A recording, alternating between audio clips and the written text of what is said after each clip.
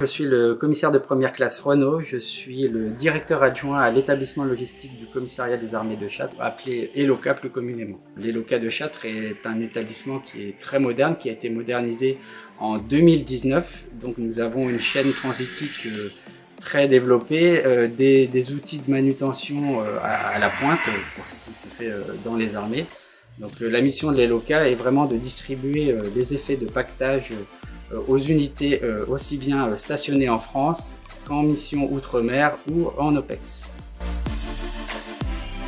Avant de m'engager, j'ai fait une licence de droit et j'ai passé un diplôme en criminologie.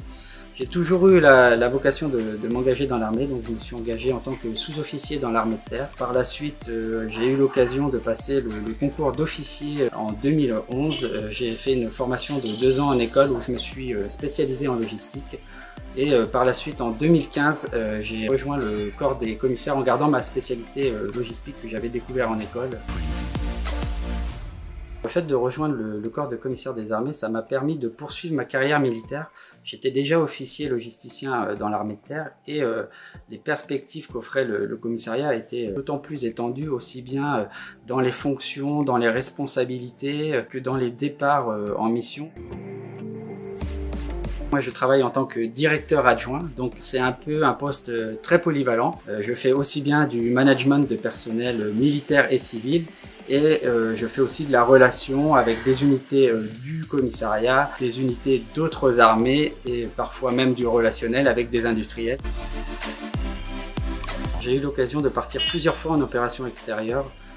J'ai commencé en tant que jeune lieutenant en mission sur un poste de soutien de l'homme, donc c'est ce qu'on appelle la logistique au sein des armées, en Afghanistan. C'était ma première mission, c'est vraiment ce qui m'a marqué, ne serait-ce que par le théâtre qui à l'époque avait quand même une certaine résonance au sein des armées et au sein de la population française en général. J'ai eu l'occasion par la suite de partir sur aussi un poste logistique au Moyen-Orient où j'ai eu le privilège de pouvoir servir dans plusieurs pays du Moyen-Orient pour une opération qui est étendue sur 5 pays avec des problématiques logistiques complètement différentes entre une unité qui était dans une base aérienne, d'autres dans un camp militaire américain.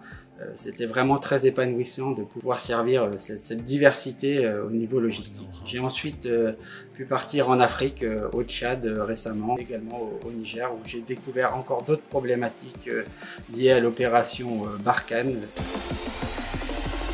Ce qui me plaît au quotidien, c'est déjà servir mon pays. Il y a une forte notion déjà qui était ancrée en moi avant de m'engager. Servir au quotidien, c'est aussi l'aventure. Alors l'aventure aussi bien en mission, mais aussi en métropole. C'est une aventure humaine. Rencontrer des gens, aussi bien c'est personnel que rencontrer des unités, essayer de comprendre leurs problématiques et leur apporter une solution.